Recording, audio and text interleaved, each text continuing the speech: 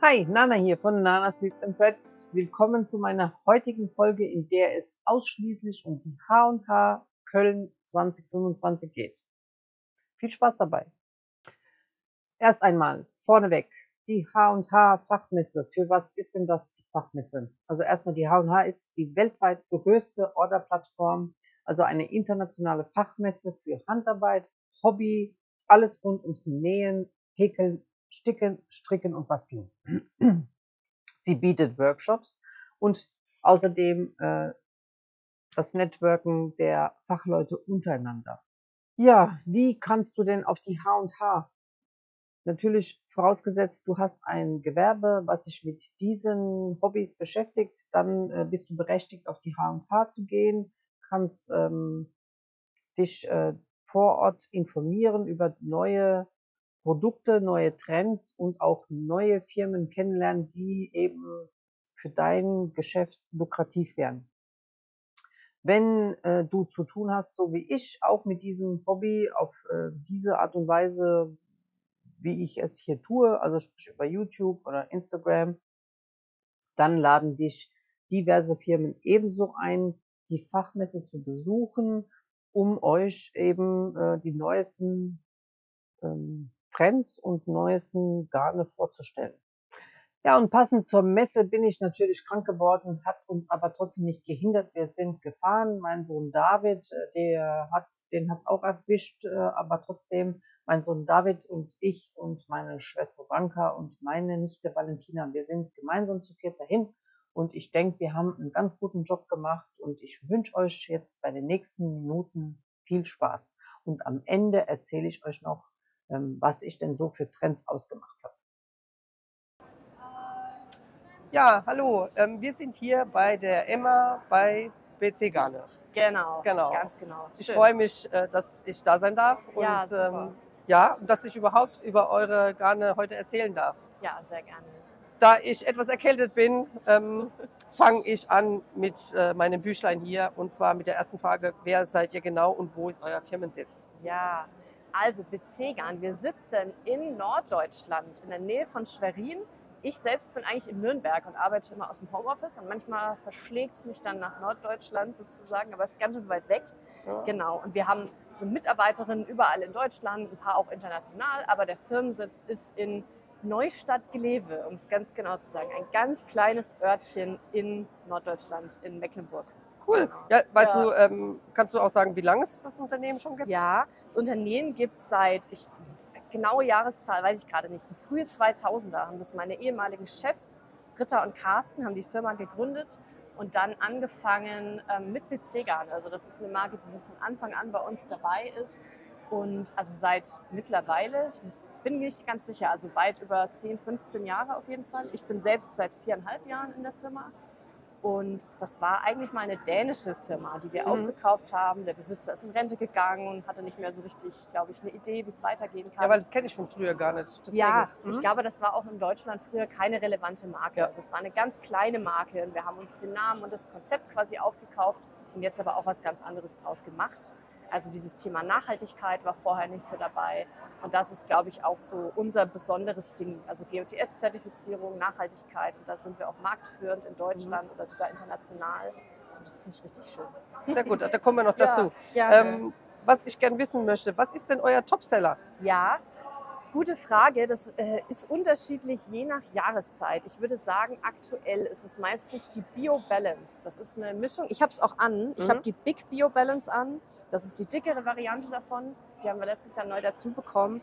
Aber Bio Balance ist eine 50-50 Mischung aus Wolle und Baumwolle. Und die ist einfach klasse. Also für Die ist auch in aller Kindersachen, Munde. Babysachen.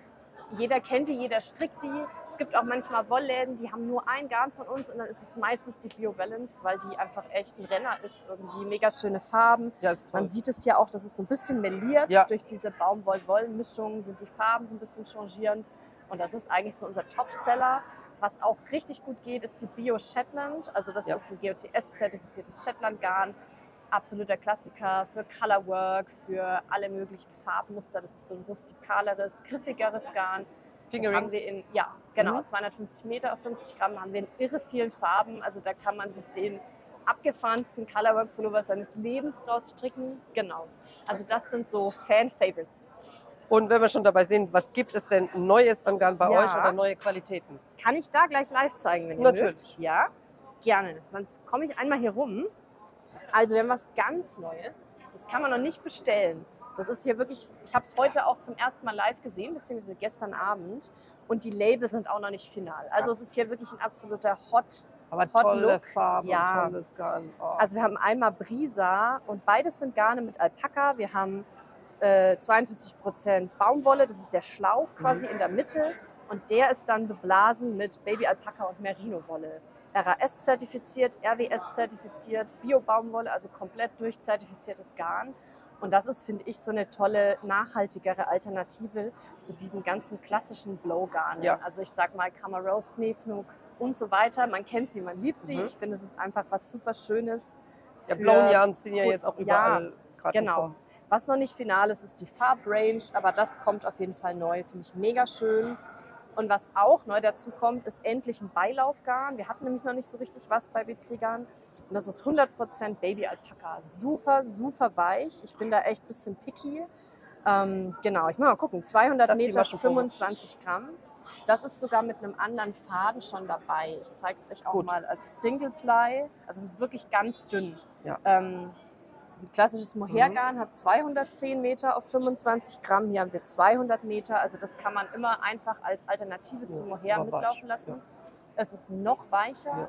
Und es ist auch nochmal deutlich nachhaltiger, weil Alpakas einfach viel, viel nachhaltiger gehalten werden Mhm. können als Mohairziegen. Es ist wieder RAS zertifiziert. Mhm. Also ich glaube, das wird eine echte Bank. Ich bin mir ziemlich sicher, dass das ein krasser Renner wird. Ich glaube, da werden noch einige Farben rausbringen und ich habe mir das schon geparkt auf meiner Strickliste. Ja, Flausch hatte ich ja, also es ist ein Schwerpunkt bei mir als Ja, Thema. ist wichtig. Und leider vertragen ja viele Mohair nicht. Genau. Ja. Und da wäre das ja dann die Ja, super Alternative wunderbar, dazu. Ne? absolut. Und wir kennen da auch die Farmen, auf denen die Tiere gehalten werden. Das ist bei uns mit einer Partnerfirma in Peru. Mhm. Bei Inka lassen wir Sachen produzieren und die kennen wir auch. Da fliegen wir regelmäßig hin. Wir haben Fotos und Videos von den Alpakas, Ach, die wie da süß. leben und es ist wirklich mega schön. Also da sind wir richtig drin in der Produktion und ich freue mich voll auf das Garn. Super, freue ich mich auch. Und Ja. sonst? Wir haben ein paar neue Farben. Ich muss mal gucken. Da muss ich jetzt selbst überlegen. Ich kann dir die genauen noch mal raussuchen. Wir Ja. haben bei Loch Lomond ein paar Farben neu. Loch Lomond, das ist Genau. ja auch Das immer ist- wieder der Das Hit. ist, glaube ich, mein Favorite Garn von BC Garn, so ganz persönlich tatsächlich. Da habe ich, glaube ich, am meisten mittlerweile draus gestrickt. Da haben wir 2, 3 neue Farben. Wir gucken uns einfach manchmal die Farbpalette an. Es gibt manchmal Farben, die waren vor 5 Jahren der heiße Scheiß und jetzt sind die einfach nicht mehr so spannend. Warum ist eigentlich die genau. Loch Lomond, was meinst du, warum die so beliebt ist? Was so das... Ich glaube, also es ist ja ein Streichgarn, das heißt, Mhm. es wird anders versponnen und es blüht wahnsinnig auf nach dem Stricken. Also ich finde, der Strang tut dem Garn manchmal gar nicht so einen richtigen Gefallen. Das muss man wirklich verstrickt sehen. Das Mhm. blüht auf, das filzt so ganz leicht zusammen, Ja. ist wahnsinnig robust und haltbar und aber trotzdem total weich. Mhm. Also ich finde, das kombiniert sowas Rustikales, was ja viele mögen, ohne sich rustikal anzufühlen, was ich nämlich okay. auch nicht so mag. Die Bio Shetland zum Beispiel, das ist ein viel rustikaleres Garn. Mhm. Das ist einfach Geschmackssache. Ja, ich ja. mag das irgendwie ganz Ich mag's, gern, aber ja. für manche ist es nichts. Und Loch Lomond ist einfach ultra Die weich. ist weicher, ja. Und es ist GOTS zertifiziert. Es gibt gar nicht so viele GOTS zertifizierte Tweed-Garne. Mhm. Und ich glaube, damit ist die echt was Besonderes. Farbpalette super schön, mit der Lauflänge 150 Meter auf 50 Gramm. Da kann man eigentlich alles stricken. Mhm. So Ich glaube, das Sportweight. ist so eine Bank. Ja, Ja. da Kann man geht ja echt eben. viel. Ja. Ja, also das, genau. Ich finde auch die Farbpalette toll und ich Eigentlich, versteh's. Ja. eigentlich ist es ja sogar DK-Stärke, wenn das nochmal aufploppt. Ja, absolut. Ne? Ja, die kann man relativ locker verstricken, Mhm. habe ich gemerkt. Also die blüht schön auf. Die wäre auch, glaube ich, ganz toll mit dem Swala Beilaufgarn, Mhm, kann ich mir sehr gut vorstellen. Okay. Ja. Und der Tweed ist halt sehr dezent. Ne? Es Ja. gibt ja so krasse Ja, ja, so Tweedgarne, ganz die viele dann auch ein Bobbel. bisschen anstrengend sind. Ja. Aber hier ist es ja wirklich nur so eine leichte Changierung. Ich glaube, das macht irgendwie was aus. Ja. Und da drüben sehe ich noch Farben. Kann das sein? Ja, was ganz Neues. Ui. Das ist vielleicht, weiß nicht, ob euch das interessiert. Wir haben zusammengearbeitet mit der Susanne Oswald. Das ist eine deutsche Autorin. Kenn ich Und nicht. ich finde es richtig süß. Also die ist mega beliebt und die schreibt, also es sind so, ja, wie beschreibe ich das? Romantik, Abenteuerromane irgendwie.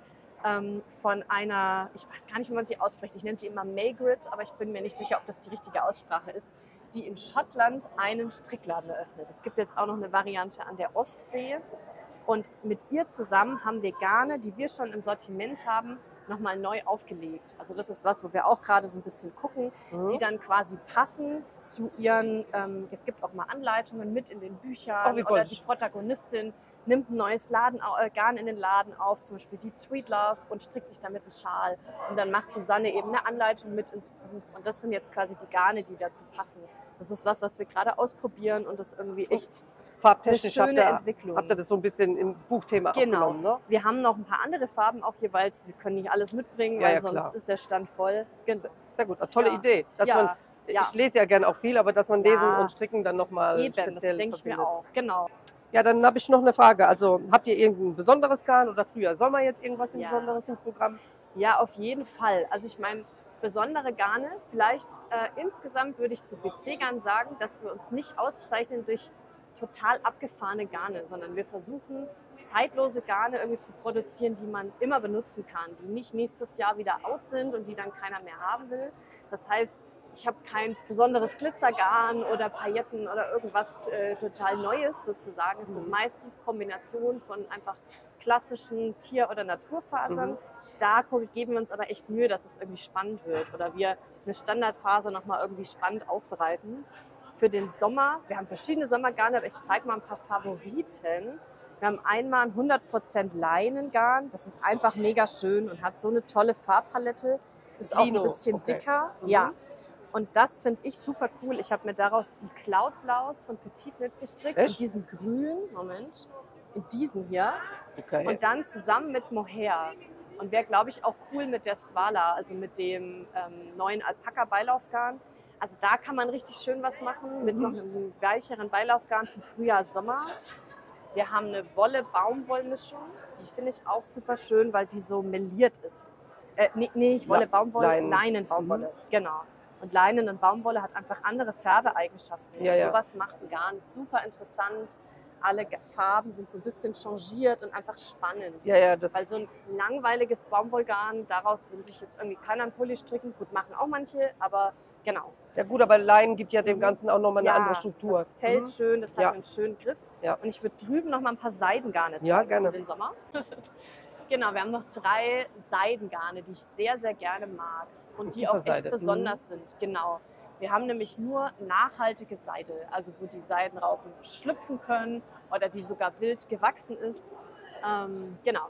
Zum Beispiel einmal die Soft Silk, das ist eine ganz weiche Borettseide. Also die ist nicht so seidig und glatt wie eine normale Maulbeerseide. Hätte ich jetzt auch gar nicht gedacht, dass es Seide ist. Es ist fast wie Wolle in der Haptik und ist eben, hat die Eigenschaften auch von der tierischen Faser. Saugt viel Wasser, ist total atmungsaktiv, ist genial für den Sommer. Also im Unterschied zu einer reinen Baumwolle, die auch schwer werden kann. Also es hat Wolleigenschaften, aber natürlich nicht die Wärme von Wolle. Das finde ich so schön, ist ultra weich. Also das ist ein super, super Sommergarn. 100% Borettseide, genau. Ja, gut. Dann haben wir nochmal eine 100% Seide. Die ist jetzt mehr, wie man sich so eine klassische Seide vorstellt. Also glänzender, seidiger, jetzt so einen ganz tollen Drape. Ist aber eben auch eine nachhaltige Seide. Also Peace Silk bzw. Airy Silk nennt man das, wo die Seidenraupen schlüpfen können und irgendwie nicht lebendig gekocht werden, leider. Fühlt man auch, wenn man da so draufdrückt, diesen Knatsch, den Seide so hat. Ne? Ja. Ganz spezielles Gefühl. Genau. Das hat man natürlich dann beim gestrickten Teil nicht, aber daran erkennt man immer auch eine hochwertige Seide. Genau. Und mein persönlicher Favorit ist die Tussa Tweed. Das ist eine Tussa-Seide, wieder eine nachhaltige Wildseide. Und die hat viel kürzere Fasern als eine Maulbeerseide und ist total tweedy. Also hat so diese kleinen Perlen, ist aber auch 100% Seide. Und ich will euch das mal verstrickt zeigen, weil das kann man sich manchmal gar nicht so gut vorstellen. Moment. Und zwar sieht das so aus, verstrickt. Also das ist einfach einfädig und es ist unglaublich weich und luftig. Also es ist, als hätte man nichts an sozusagen, aber auf die beste Art. Wunderschön. Also das fällt auch ganz toll. Es fällt also wirklich seidig, wie es so schön heißt. Aber ich hätte mir das jetzt auch härter vorgestellt. Genau. Also deswegen habe ich es gern einmal verstrickt, weil das kann man sich nicht gut vorstellen. Ich finde es wunderschön. Sehr gut. Ja. und hat aber noch so eine gewisse Wolloptik Ja. irgendwie für den Sommer. Ja, Toll, schön. Also das sind so die Favorites, würde ich sagen. Ja, super. Also gerade Seide ist ja jetzt auch wieder im Ja. Kommen. Frühjahr, Sommer Ja. haben wir ja jetzt auch viel. Ihr habt auch tolle Farben, sehe ich hier. ja, ne? na sowieso. Schön Ja. brillant alles. Genau. Also, Und uns ist da echt die Nachhaltigkeit wichtig, weil Seide kann man auch mit ganz schön viel Bauchschmerzen produzieren, würde ich sagen. Irgendwie, jetzt sind wir alle ganz schön öko, ich auch. Und möglichst tierleidfrei eine Seide herzustellen, war uns echt ein Anliegen irgendwie. Und dadurch hat man einfach auch interessante Strukturen. Also ich finde das total cool. Ich habe mich auch ein bisschen satt gesehen an so glänzender Seide. Ja, ist ja. auch toll, aber ich finde das echt was Schönes. Ja. aber es zeichnet euch ja auch aus, dass ihr Absolut. diese ganzen, Ja. gerade so das Tierwohl und so weiter, Ja. dass ihr das beachtet. Ne? Ja. Ist ja nicht unbedingt Standard. Nee, das macht auch ganz schön viel Arbeit.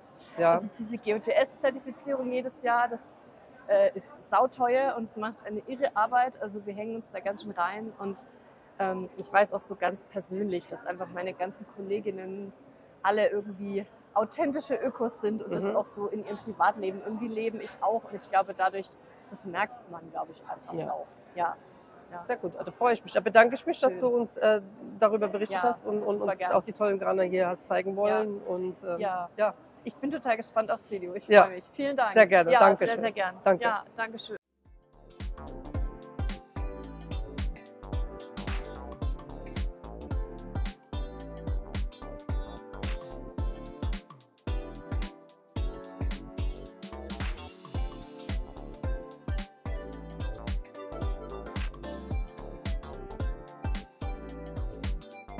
Hier sind wir an einem Stand von einem chinesischen Garnhersteller. Den Namen blende ich euch ein. Ja, abgesehen von den ganzen Flauschvarianten, die ihr hier sehen könnt, war ich von den Sommergarnen sehr begeistert und von den Mohair-Färbungen. Also dieser Farbverlauf bei den Mohair-Garnen war sehr spannend, auch die Farbkombinationen und sowieso die Maschenproben und Musterstücke, die da hingen. Bouclé-Garne hatten die auch einige schöne von der Haptik her, auch wenn ich nicht so ein Bouclé-Fan bin. Aber ja, da, wie ihr seht, also diese Farbverläufe im Flauschgarn, die waren einfach wunderbar. Das hat mich gecatcht. Ja, und Seiden- und Baumwollgemische hingen da auch. Ja, und hier die ganzen Strickstücke, die waren einfach wunderbar.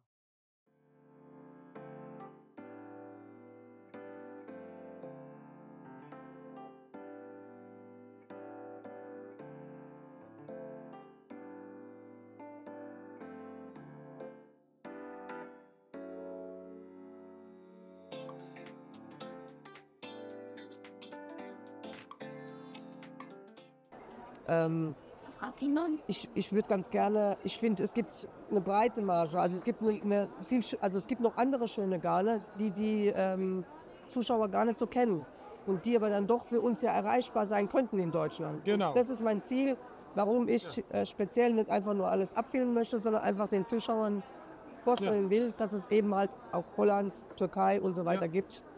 Ja. Und da würde ich mich freuen, wenn Sie gerne was darüber erzählen. Ja, na gerne. Danke für Ihre Zeit auch. Ja, danke, dass Sie sich die Zeit nehmen, weil wie gesagt, mit Ihnen hatte ich heute keinen Termin, aber ich freue mich umso mehr. Dann fange ich doch ganz klassisch an. Wer seid ihr und wo ist euer Firmensitz? Ja, unser Name ist De Bond und wir vertreiben unter anderem die Marke Scheepjes. Das ist unsere eigene Marke. Und unsere Hauptsitz ist in den Niederlanden. Und Sie vertreiben die Garne aber europaweit, weltweit? Ja, im Moment, wir machen jährlich etwas über 90 Länder. Oh, okay. Ja. Wow. Wie lange gibt es denn? Die Marke gibt es schon mehr als 150 Jahre und wir haben die Marke und das Geschäft etwa vor 15 Jahren gekauft. Okay. Dann, was ist denn der Topseller? Das ist die Whirl. Wenn Sie einen kurzen Moment haben. Ja klar, natürlich. Unsere Topseller ist der Whirl. Tolle Farbe. Ja, mit einem ganz schönen Farbverlauf. Und das ist auch gezwirntes Garn. Das ist ein Farbverlaufgarn, was gut gezwirnt ist. Ja, von den Bobbles kennt man ja, die sind manchmal so einzelfädig. Ja, aber das ist verzwirnt. sechsfädig, schön gut gezwirnt. Sehr gut. Und wir haben diese in einer 100% Baumwolle-Variante und auch in einer Mischung, Baumwollenmischung. Okay. Und was gibt es dieses Jahr Neues bei Ihnen auf dem Markt oder eine neue Ja, Qualität? wir haben verschiedene Chenillegarne. Ja. Chenille ist im Kommen. Ja, und das sind auch insbesondere die Qualität der Chenille ist ganz gut und auch der Farbverlauf ist schön. Sehr gut. Haben Sie dazu Designideen zu dem Chenille oder was genau wird da Interieur mitgemacht? Oder? Interieur, Ja. Decken oder Umschläge heißt das auf Deutsch, denke ich. Ja, ich weiß, was Sie meinen. Ja, ja. Zo'n Farbverlauf, ich schaue gerade noch op. Das ist aus diesem Garn gemacht? Dankjewel, dankjewel. Dankeschön. Zum Beispiel, wenn man, naja, Schals sind draus gemacht, sehr gut. Aber, ja, ein Knäuel, ja. Aus einem Knäuel ist das jetzt? Ja. Toll. Sehr gut. das heißt, Ja, auch für Leute, die schon eigentlich kurzfristiger angefangen haben zu stricken oder häkeln, ja klar, kann man aus einem Knäuel Ja. ganz ein schönes Zeug machen. vor allem hat man gleich den Effekt, dass man super schnell fertig ist und dann halt sein erstes Produkt dann auch gleich Ja, tragen dann kann. haben wir schnell Ergebnis. Ja, eben, das ist ja für Stricker manchmal wichtig. Naja, was ich für wichtig halte, dass nur wenn es den Craft, wie heißt das, Handwerk, Handarbeit. die Handarbeit Craft bleibt nur bestehen, wenn da Zuwachs ist. Das heißt, den Handwerkbranche kann nur bleiben bestehen, wenn es auch Zuwachs gibt von neuen Endverbrauchern. Und die muss man nicht anfangen lassen mit schwierigen Ja. Produkten und schwierigen Projekten. Das heißt, wenn das erste Projekt wie so etwas erfolgreich ist, dann kommt auch ein zweites und ein drittes Projekt. Genau. Ja, und die junge Generation, die hat dann auch gleich ein Aha-Moment und sieht Ja, dann, und wenn ich heute nicht am Morgen denke, dann habe ich morgen keine Kundschaft mehr. ja, da haben Sie recht, ja, wir müssen weiter tun. Das Gute am Farbverlaufsgarn ist ja auch für die Anfänger, dass sie dann keine Farben wechseln müssen, aber dann gleich diesen Effekt haben wie beim Colorwork zum Beispiel. Ja. Stimmt. Ja, also ich finde das wichtig, gerade für Anfänger. Die sind ja dann auch schnell gefrustet, wenn sie viele Farben, viele Knäule wechseln müssen. Müssen sie aber. Ja, haben Sie recht. Ja. Aber ich sehe, Sie haben verschiedene Qualitäten. Sie haben auch die kleinen. Was ist das genau für eine Das Qualität? eigentlich, das ist wirklich ein Riesending, das ist ziemlich neu. Mhm. Aber diese auch, die kleine ist schon 1000 Meter drauf. Mhm. Und ja, wenn man die häkelt, dann ist es auch ganz einfach, hat man ein schönes Ergebnis damit. Wunderbar. Und wo wird Ihr Garn produziert? Und gibt es irgendwie spezielle Standards oder so? Ja, wir produzieren hauptsächlich in 3 Ländern. Das heißt in der Türkei, in Indien und in China. Mhm. Und all unsere Garne sind Ecotech zertifiziert. Weiß auswendig nicht, Ja, welche aber noch bitte, aber ist im Internet bestimmt nachlesbar. ja, auch alles, ja. Alles klar. Und von der Qualität her ist der Schwerpunkt bei Ihnen Baumwoll oder was ist der Schwerpunkt? Wir haben eigentlich 3 verschiedene Ranges oder so. Mhm. Wir haben eine, Qualitäten. ja, wir haben ein schwarze Banderole. Das sind eigentlich für die meiste Kunst, ich meine für Acryl oder Polyester Sachen. Mhm. Wir haben ein Craft Label Mhm. und wir haben auch noch ein Silver Label für die, naja, hochwertige Sachen. Mhm. Okay. Das ist jetzt was für eine Qualität? Das ist Organic und das ist Baumwolle. Ah, okay, gut. Wo kann man Ihr Garn kaufen? Unser Garn ist bei der Fachhandel zu kaufen, aber eigentlich genauso gut auch auf die Plattformen.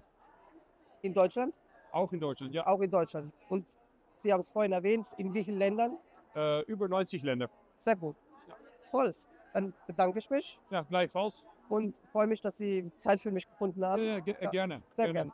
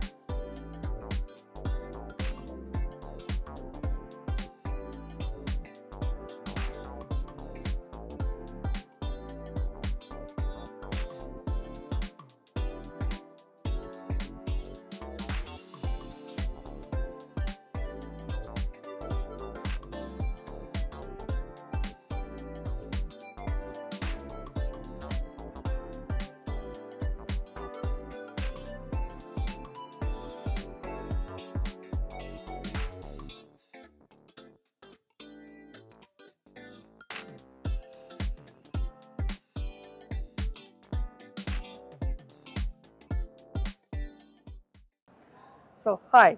Hello. Would you like to introduce yourself and your company? My name is Selin Uysal from Gazal Yarns. We are a Turkish production company.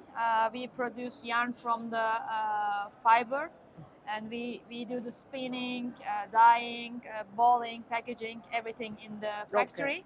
Our factory located in Istanbul, and we have our own dyeing house. It's in also Istanbul. So we have all this beautiful hand-dyed collection and unicolor collection. We produce for our own brand. Also, we do custom label production. We do also tricot and industrialized yarns. So about yarns, we do almost everything. Yeah. Yes. You have a big range. Yes. Yeah. Hopefully. Okay, you answered the question where is your company based, but how long have you been around? As Gazal, it's 13 years. But before that, our company owner, he is the third generation in the family, even from the Ottoman times. Their even surname means spinner in Turkish. So they were always into yarn business. So very long time and very long-term experience until today. Yes, I can see. What is your bestseller?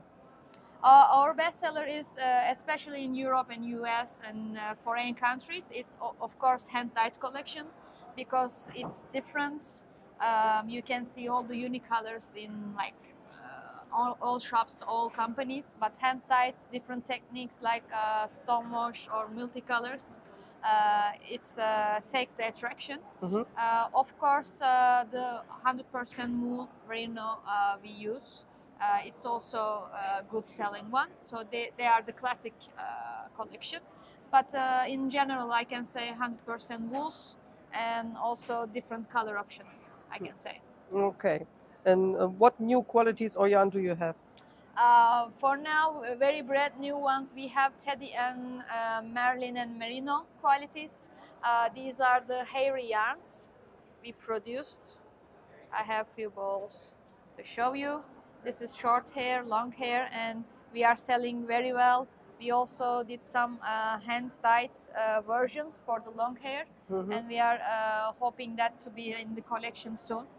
Also, very short time, we produced and we launched Nature and Merino. It's also really good selling. It's 100% Merino superwash wool and all hand-dyed in the denim effects, stone wash effects. And we are very happy in all three qualities, the new members in our Gazal collection family. Very nice. So, yes. Okay.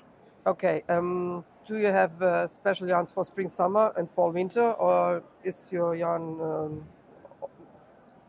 It's actually for whole season because yes, there are some qualities. Of course, people prefer to buy in summer season.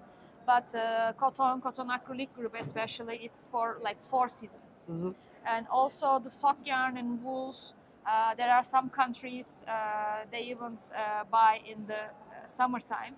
And since we are selling to US, to China, to Japan, like different seasons in different countries, so in whole season. But of course in the season of the summer, the qualities are restocking much more than the wools, for example. But in whole season, we have stocks. Okay, then you don't change the season. Yes. Do you have a special yarn? I mean, something new, really special. Not this kind of yarn. Maybe like with how do you say, gold and silver or paillettes. Yeah. We actually have some shiny ones. It's like, but they are all custom label production, so it's not in the collection. Previously, we had like rock and roll and stuff, but they are seasonal ones. Once it's trend, it's going well, but then it starts to reduce. But we have some things in the custom production, but in the collection, we go with the hand-dyed 100% wool and the classic collection. Okay, I can see the Mocamus from Pantone. You are following a bit the colors? Yes. Every year we are going to Pitti Filati. We are exhibitor also there. And we are very closely following the next season's not only the color, actually, the trend, like the boucle, the fluffy things, everything. And especially we are hand-dyed collectioner. And since we have our own dye house, we try new colors and the trend colors, color of the year, for instance. And we work with the Pantone colors with our customers. They are giving us Pantone numbers, codes, and we are working on them. So we are really close relation with the Pantone colors. So we can find these colors. Exactly. Okay, yes, thank yes. you. According to which standards do you produce? You mean the order standards or the raw materials and the certifications? Certifications. In all Gazal products, Gazal labels, we are Ecotex member. So it's all in the labels. You will see a barcode and the code. So by this, you can follow you can track all the products we have. Beside this, we have got certification for 100% organic cotton. And also in the tricot and industrialized yarn part, we are working with the leading brands in Europe, in US. So because of that, we have so many inspections in the factory for the production inspection, the dye house, the color we use, the product, the machines we use. They have to use less water for the environment, etc. And the raw materials we supply, they are always the highest level, and they need to, like the how can I say, the environment, the animals has to be right.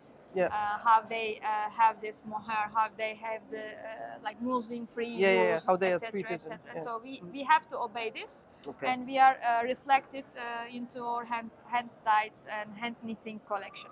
Okay, thank you. And where can people inquire about your products? Sorry? Where can people inquire about your products? Where can they find your products, and yes, where do you sell them? For the wholesales, they can contact us directly. In the retail, like more smaller amounts they want to buy, we have our own websites, and we have a partner in the Poland. For the like 1 kilos, 2 kilos, they can buy directly from them. And for the custom production and wholesale, we are sending our goods from Istanbul to their address. Okay. And do you have distributors in Germany too? In Germany, for the retails, again, the company are sending goods from their warehouse in Poland to customers. But also there are some shops in Berlin, in Munich, several cities. They are buying from us in wholesale. Also, we do custom production with German brands, but not only German, but here very big ones we are working. Okay, but the people can find yarns in the shops. Yes, on the online from the shop. If you visit Istanbul, we have our own factory shop, so you can buy directly from them. Oh, really? Yes. We have our own shop, physical shop, but also online shop too. Nice to hear that. Yes. Okay. Let me know when you come. Yeah, I hope so. Thank you for taking your time to talk with me and answer my questions, and I really appreciate it. You too. So thank you. Thank you for coming by. So nice to meet you. Wish you the best. Too. Thank you. Bye. See you. Bye.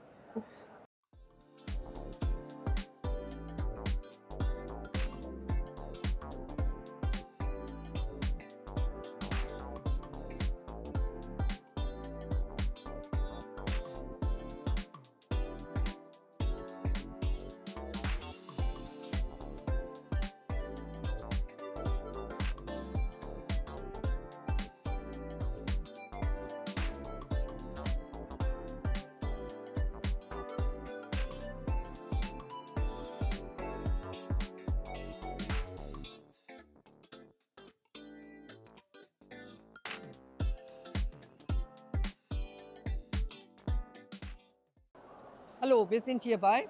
Rico Design. Ja, erzähl mal was. Was gibt's für euch Tolles? Wir gucken uns jetzt mal die neue Kollektion an und hier stehen wir erstmal bei der neuen Made by Me für den Herbst-Winter. Und genau, da läuft da Katharina und die neue Made by Me zeichnet sich ja immer dadurch aus, dass die eben sehr fashionbewusst. Es geht um Trends, die wir hier erkennen und auch darum, dass wir die Leute einladen zu experimentieren. Es soll eher jung sein, eher sehr aktuell sein, ne? Und es ist wirklich eher in Richtung High Fashion gedacht. Eben, es sieht auch so aus. Ja. Auch die Und Farben. genau, auf der Farbwelt her haben wir jetzt für den Herbst, Winter diese Grüntöne auf der einen Seite. Genau, das ist was wir sehen. Und dann sehen wir aber auch dieses sehr tiefe Bordeaux, fast schon Auberginenrot, was an den Polunder da zu sehen ist. Im Kontrast auch ein bisschen dazu großen kommen. Natürlich gibt es auch die klassischen Dauerbrenner daneben, die jetzt immer dabei sind, Ja. ne? Naturtöne, Blautöne, aber eben auch Aber das sind die große neuen Schwerpunkte, die ihr jetzt genau, habt. ja, genau. Das sieht man dann auch gleich nochmal bei dem Tisch mit den neuen Garn. Sind es eure eigenen Designs? Ja, das sind wird alles bei uns in-house designt. Genau. Und ja, klassisches Beispiel auch für Made by Me ist für dieses Experimentierthema ist, dass wir hier mal das mit der Stahlbürste aufgebürstet haben. Das ist dasselbe Garn, hier wie dieses. Ah, das verändert dann die Optik auch. Genau, das sieht man halt, ja. Und da sieht man auch ein Thema noch, was wir sehen, ist das Thema so Flausch. Da haben wir auch viele Garne, die hier überall verteilt sind, die hier und auch sehr hochwertige Garne. Wir haben einige neue Garne, die wirklich reine Naturfaser sind. Dieses hier ist zum Beispiel zu 100% Baby-Alpaka, also wirklich sehr, Sehr weich. Die dann kann man auch mal anfassen, das ist wirklich schön. Oh ja, super soft. Ja, auf jeden Fall. Und ja, wie gesagt, dieses Experimentierthema, auch hier haben wir mal, das sieht man hier drunter, die Fäden einfach so, das ist kein Verlaufsgarn, sondern haben wir einfach mal mit reingearbeitet. Das ist ja cool. Genau. Aber Und das ist halt, schau mal. Toll. ist dachte, das halt wäre Verlaufsgarn, ja. auf jeden Fall, ja, was bei der Made by Me immer so ein Ding ist, dass man da dazu einlädt, mal was zu wagen, ein Statement zu setzen. Stricken ist so ein cooles Hobby und dass man da auch mal was probieren kann. Eben, und dass man halt eben schnell was umsetzen kann, was halt auch eben das die Modell Fashion ist hier zum Beispiel gestrickt und gehäkelt.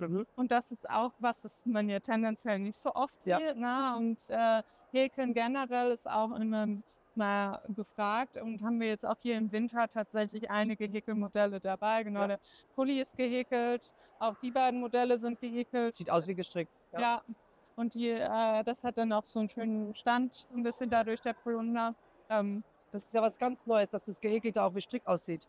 Also ja, sonst sonst sieht man es immer gleich auf den ersten Blick, aber jetzt mittlerweile muss ich über zweimal hinschauen, denke ich mir. Oh, ja. Ja, und dann können wir schon direkt einmal rübergehen zur Laufruhe.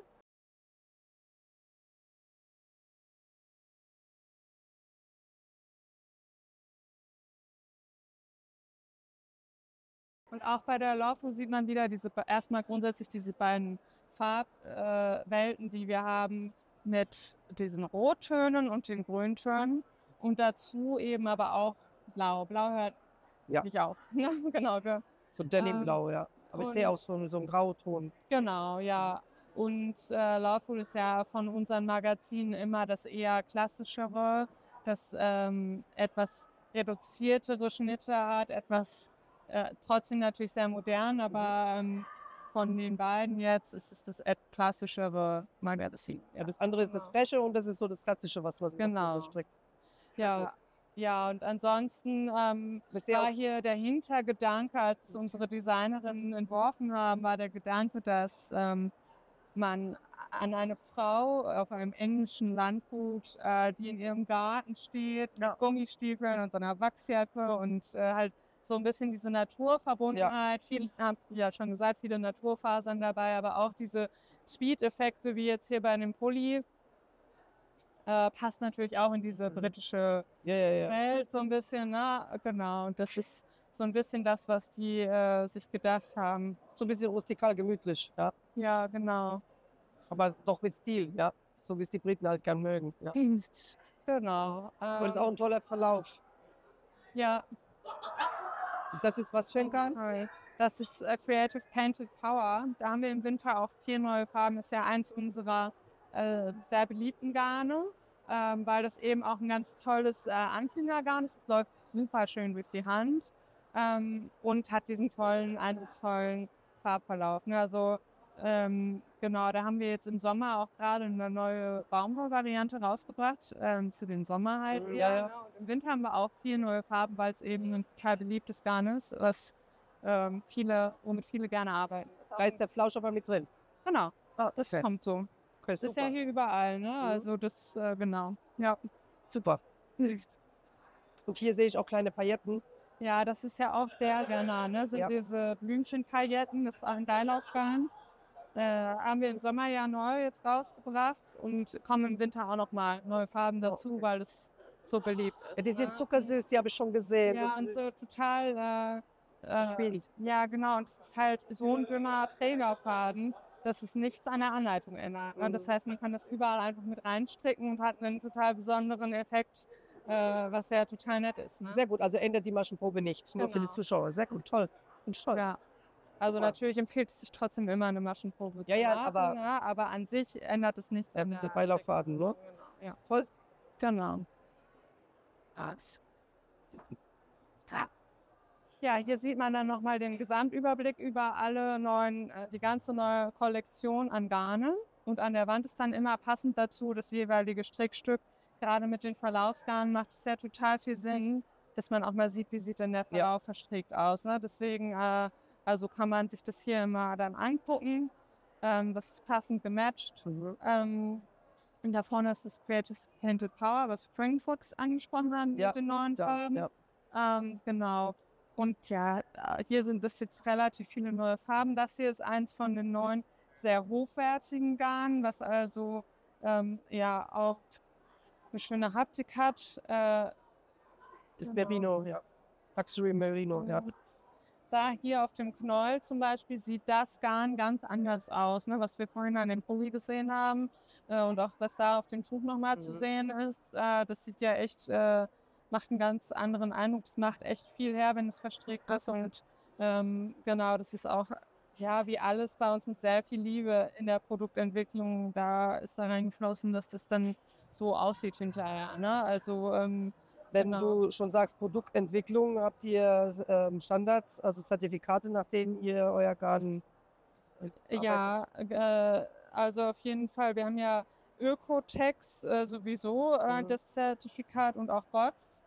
Genau, da auf jeden Fall immer gerne drauf schauen. Wir sind jetzt dabei, in dem Prozess das umzustellen, dass beide Zertifikate hat, alle unsere Garne.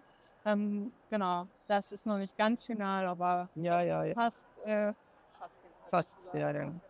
Und da sehe ich das Make It Blümchen auf der Krone. Richtig, genau. Sind das jetzt schon die Herbstfarben? Das sind die neuen Farben, genau. Im Sommer, die sind pastelliger. Ja. Sehr schön. Das tolle Grün und vor allem das Bordeaux. Ganz klasse Effekt. Wären so meine Favoriten.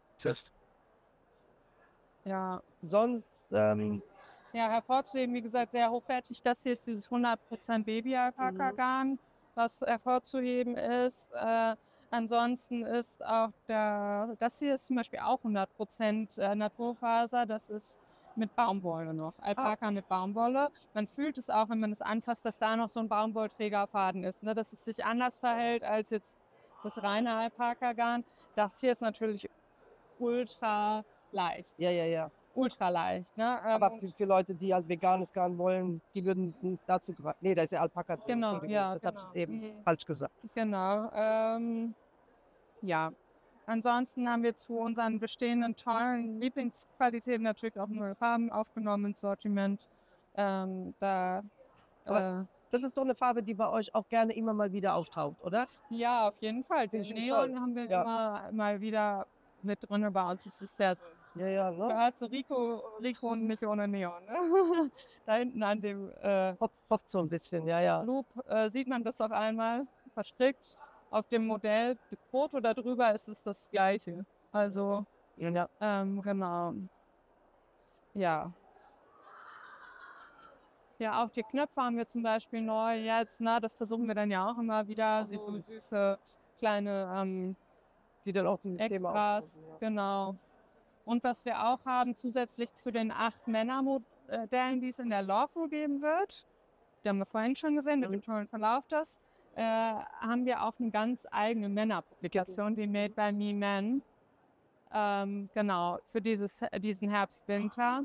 Die dritte Made by Me Men, die wir machen.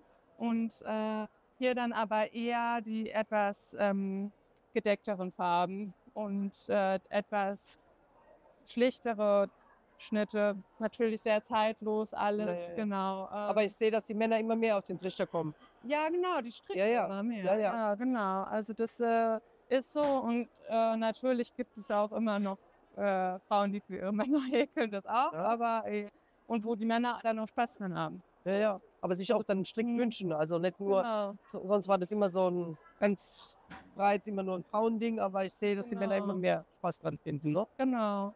Ja, und was wir dann auch noch haben, ist ein eigenes Special für diese sehr hochwertigen Garne. Genau. Da sind dann halt hier diese ganzen Garne, die wir vorhin schon besprochen haben, nochmal speziell drin. Und im Sinne auch so von dem Nachhaltigkeitsgedanken, wenn man mit so einem hochwertigen Garn strickt, will man das Modell ja am liebsten auch ein paar Jahre lang tragen. Ja. Und deswegen auch hier die Schnitte von den Modellen in diesem Special eher zeitlos gewählt, genau wie da eher zeitlose Modelle, damit Ja, ja, man es klar. mehrere Jahre trägt. Und das Dass jetzt man Slow Fashion, dass es auch länger hält und Genau. hat. Sehr gut. Ja, und was für Garntypen habt ihr da jetzt? Also Alpaka sehe ich. Genau. Merino ist natürlich auch häufiger verarbeitet, ist auch ein ganz schönes Garn. Baumwolle sowieso. Ja, genau. Ja, ja, und die Farben sind auch so klassische Farben, die auch immer wieder. Ja, auch wieder diese Grüntöne Ja, ja. finden sich ja auch wieder, Grüntöne und auch dieses Rot ist auch wieder hier Ja. dabei. Ne? So, also genau, ansonsten ja klar, klassisch, manche Farben, die muss es einfach Ja, geben. die Ne? Genau, kommen ja auch immer wieder. Ja. Mhm. Dann können wir noch einmal wechseln zu Chanel Love. Das ist dann ja auch schon eher hier in diesem figürlicheren Bereich. Die sind ja jetzt gehäkelt hier, die Modelle, also auch nicht per se stricken. Aber man kann auch mit dem Garn natürlich stricken. Wir haben ja hiervon auch die DK-Variante und damit haben wir dann ja auch in der letzten Laufe zum Beispiel durchaus auf Mode gestrickt. Genau, es ist halt ein super schönes Garn mit einem ganz klaren Faden, was sehr anfängerfreundlich macht, super weich. Genau, hier die neuen Farben von dem alten Garn, das Chanel Love ist ein sehr, sehr beliebtes Garn. Und dann haben wir zudem, das sind die alten, und das hier sind die neuen Farben, das sind die alten Farben. Und dann haben wir dazu noch eine ganz neue Variante rausgebracht, das Ding mit diesem Glitzer-Effekt. Genau. Sie, auch ist süß. Guck mal. Ist das nicht goldig? Ja, total goldig. Ja, auch die dazu passenden Augen natürlich von uns entwickelt. Ne? Also da fließt dann wirklich, wie gesagt, schon immer sehr, sehr viel Liebe in diese ganze Entwicklung. Ja, bei euch gibt es dann immer das Komplettpaket, da kann man gleich Ja, alles. auf jeden Fall. Dazu gibt es auch eine Publikation. Genau, auch die ganzen, ich sag mal, Zubehörsachen sind dann da hinten in der Ecke. Auch Reißverschlüsse, Knöpfe, alles, was man halt so kennt. Ne? Genau. Aber auch Babygarn habt ihr auch immer Gutes. Ja, auf jeden Fall. Kommt auch eine neue Publikation natürlich. Hier, das links oben in den pastelligen Tönen ist jetzt hier neu für Frühling, Sommer. Da ist auch dieses Garn ist auch komplett neu. Das ist ultra weich. Das ist also interessiert einige, die halt junge Mamas sind, was das benutze ich für mein Baby. Ja, also da ist echt 90% Baumwolle und 10% Kaschmir. Das macht es halt ultra weich. Sehr gut, sehr gut. Ja, das hört sich auch sehr soft an. Ja, für die Babys ist es natürlich wichtig, dass sie auf der Haut auch ein schönes Garn haben, also das nicht kratzt. Soll so sein. Das ist wirklich babyweich. Ja, tolle Farben, ja. Und das hier ist dann die neue Winterkollektion praktisch. Okay, dazu.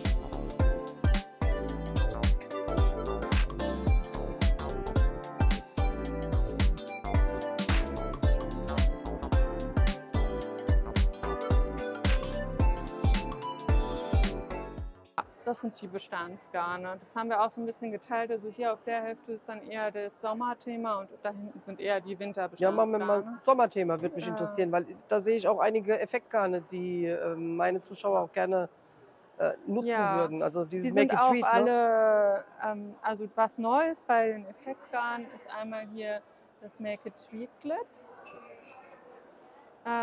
Und auch, wir haben ja ganz viele davon, schon immer. Das ist ja auch eins, wo wir, was total gut ankommt. Dann haben wir hier noch, ich suche es gerade. Mhm.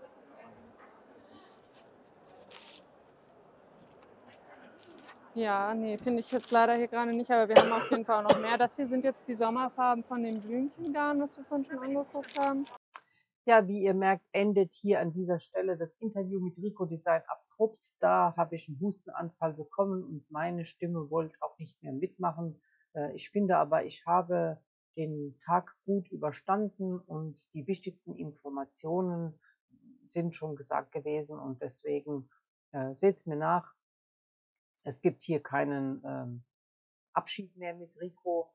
Ansonsten durfte ich mich mit Steffi von Zauberkunstgarne ebenfalls auf der H&H treffen. Sie hat mich sogar zum Fachtermin mit Langjans mit dazugenommen. Fand ich sehr spannend. Auch die Garne, die Langjans gerade hat, oder die Farben, auch die Violettfarben, die gerade neu frisch aufgenommen worden sind, fand ich sehr ansprechend. Auch Kaschmir-Gemisch, was ich anfassen durfte. Und mit Steffi habe ich dann auch einige andere Wollhersteller besucht, unter anderem auch Pasquali, und habe mich da durch die Garne durchgekuschelt und gefachsimpelt. Darüber rede ich aber in der nächsten Folge. Und Alex von Wool Forest habe ich spontan getroffen, das war nicht geplant. Mit Steffi war es geplant. Auch wir hatten Zeit, uns wenigstens mal für eine Viertelstunde zu unterhalten und am Stand von Redesign mit den Taschen ebenfalls zu fachsimpeln. Und ja, da kommen einige tolle Sachen. Trends. Farbtechnisch habe ich ausgemacht Grüntöne. Also frische Eukalyptus, Mint und Salbeitöne und gedecktere Olivgrün, Moosgrün, Waldgrüntöne. Zweiter Farbton Rot. Rot in Tomate, Kirschrot, Himbeerrot, Orangerot oder halt eben auch in gedeckter Variante Bordeaux, sogar ins Burgund, also ganz tief braunrot, schwarzrot. Das war zum Thema Rot. Dritte Farbe, würde ich sagen, war Violett oder Flieder.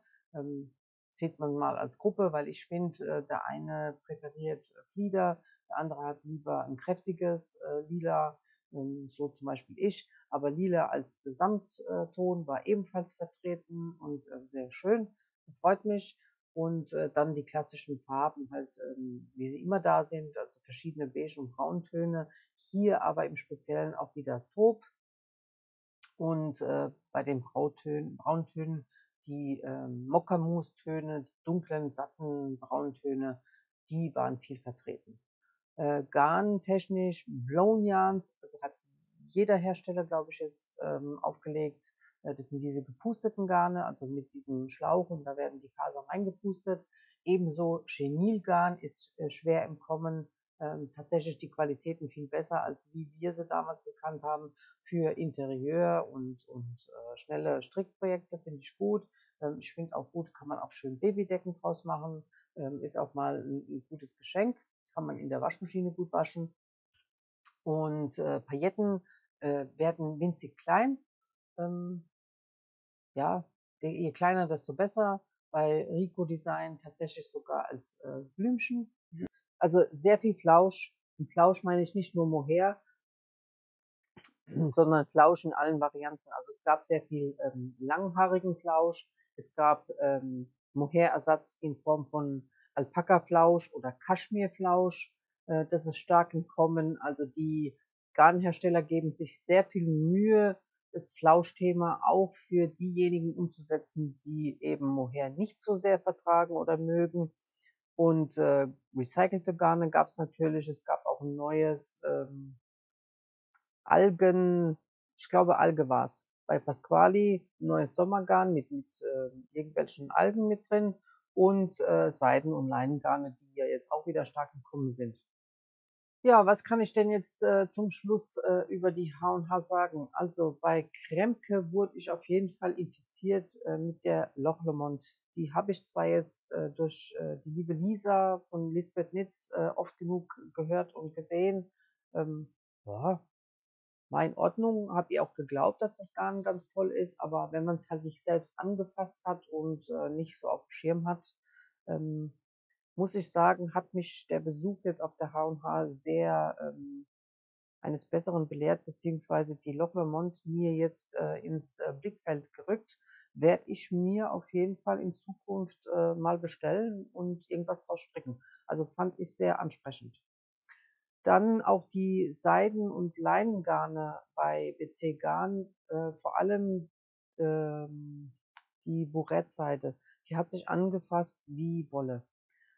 Möchte ich mich wenigstens durchprobieren, weil meistens, wenn sich Garn haptisch anfühlt, gut anfühlt, heißt es noch lange nicht, dass ich es beim Stricken auch gut finde. Also ich finde, es kann mir keiner die Entscheidung abnehmen. Ich muss es schon alleine testen, aber von dem haptischen her und dem optischen her fand ich die Burettseide sehr schön. Auch die Tusserseide war sehr toll im Fall. Da muss ich noch mal schauen, welche Farben es denn gibt und ob mich da was anspricht. Aber wenn ich zwischen den beiden jetzt wählen wollen würde, dann hat mich in erster Linie mal die Burettseide angesprochen oder auch die klassische reine Seide. Auch das Leinengarn fand ich toll. Dann fand ich bei Rico sehr ansprechend diese Painted Power. Die gibt's auch in dieser Cotton-Variante und im Herbst aber auch in der Woll-Variante.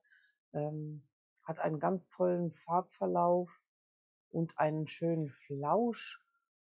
100 Gramm hat 300 Meter, sind hier 59% Baumwolle, 28, ich habe keine Brille auf, 26% Polyacryl und 8% Wolle.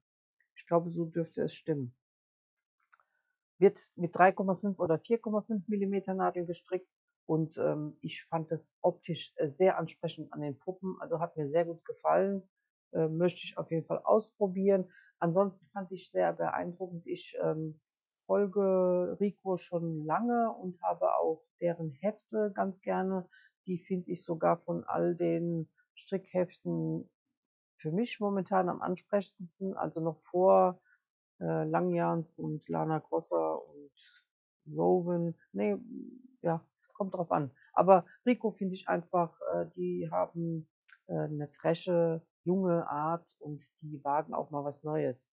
Und da fand ich es toll, dass die immer mehr ihr Garn jetzt auf komplett Naturfaser umstellen, was bei Rico nicht immer so gegeben war. Ja, was noch?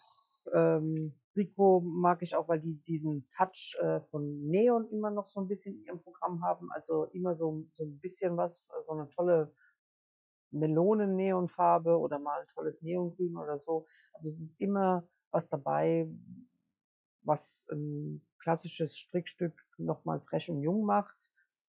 Die Babygarne finde ich von Rico toll, auch die Babymodelle schon immer. Also ich habe auch Babywolle da von Rico. Da überlege ich schon die ganze Zeit, was ich draus stricke. Also nein, keiner kriegt bei uns ein Baby, aber ich habe schon immer ganz gerne Babystrick gemacht. Nur leider sind jetzt alle meine Nichten viel zu alt dafür. Ja, und meine Söhne sind noch nicht so weit. Ich weiß nicht, ob man vorstricken darf. Macht das Sinn? Und zu guter Letzt freue ich mich auf das Alpaka-Garn von Hansa Farm. Dieser Kontakt ist entstanden, weil ich für meine Mohair-Folge Ersatzflausch gesucht habe. Ich suche immer noch, also für euch, Garne, die man ersatzweise für Mohair nutzen kann. Und da ist mir aufgefallen, dass Hansa Farm ein Alpaka-Flauschgarn hat. Und so sind wir in Kontakt gekommen und ich wollte das testen. Ich warte jetzt auf Post, das kommt die Tage. Und dann verstricke ich es mal und erzähle euch dann darüber, wie ich es finde. Was ich gut finde, ist, die haben jetzt auch ihre Wolle auf Konen. Da bin ich ein Freund davon, weil ich finde es toll. Das kenne ich von Holzgarn. Wenn man von einer 500 Gramm Krone einfach abstricken kann und nicht ständig neu ansetzen muss und irgendwelche Fäden vernähen muss. Und ja, der Mensch ist faul. Also ich. Muss nicht sein. So, deswegen freue ich mich auf das Alpaka-Garn und bin gespannt, was da in Zukunft von Hansa Farm ja, so auf mich zukommt. Also ich lasse es mal wirken. Ja, ich schaue gerade, ob ich irgendwas vergessen habe. Nein, eigentlich nicht. Ich hatte nur den Freitag zur Verfügung, weil das Wochenende schon für eine runde Geburtstagsfeier geblockt war von unserem besten Freund. Und deswegen wollte ich freitags auch an keinem Blogger-Treffen oder sonst irgendetwas teilnehmen, weil mir das sonst die Zeit gefressen hätte, um mich selbst zu informieren und Sachen zu entdecken. Ich wollte, das war mein Schwerpunkt, Garne sehen. Ich wollte sehen, was gibt's Neues an Produkten zum Thema Stricken. Auch Nähen interessiert mich. Das habe ich mir ein bisschen angeschaut. Nähmaschinen, die es gibt. Also ganz, ganz tolle Sachen natürlich. Jetzt bräuchte man nur noch ja, den richtigen Sponsor oder einen dicken Geldbeutel, ja, um sich all das da zu kaufen, was es da so Tolles gibt. Und sonst, ja, ich habe es genossen, sowohl mit der Steffi als auch mit der Alex mich auszutauschen. Ist immer ganz schön zu sehen, was so, was die als Gewerbetreibende denn so meinen und was man selber als Endverbraucher denn so denkt und wünscht und sucht. Und da habe ich mich mit der Steffi auch durchgekuschelt und durchprobiert und gefachsimpelt. Also das fand ich sehr, sehr, sehr, ja, wie soll ich sagen, also das war sehr inspirierend. Also das was gefällt mir, weil dann kann man auch wirklich über die Eigenschaften des Garns reden und warum das einem besser gefällt und warum nicht. Gazal werde ich suchen. Gibt's laut dem Stand gibt es das in Berlin zu kaufen, also in Shops, Online-Shops. Also ich werde mich da durchsuchen, auch Schepjesgarn. Im Nachhinein ist mir aufgefallen, klar habe ich die schon gelesen, aber ich bin nicht so der Sockenstricker und ich glaube, bei uns in Deutschland wird vor allem das Sockengarn vertrieben und deswegen habe ich es ignoriert. Aber all diese Garne möchte ich zumindest mal als Kleinprojekt antesten und probieren. Ich finde, man sollte nicht immer nur als alte Trampelpfaden folgen, sondern auch mal neue Wege gehen. Ja. In diesem Sinne hoffe ich, ihr hattet Spaß. Ach nein, zu guter Letzt ein Tipp von Gazal. Wenn ihr doch in Istanbul Urlaub macht, dann besucht doch den Fabrikverkauf von Gazal. Also ich war leider noch nicht in Istanbul, hoffe, dass ich denn in Zukunft mal dazu komme und dann wird das auf jeden Fall ein fester Punkt für mich sein. Also ein Koffer voll kriegt man ja. Okay, aber jetzt sage ich Tschüss und ich hoffe, ihr hattet viel Spaß und beim nächsten Mal mehr. Bis dann!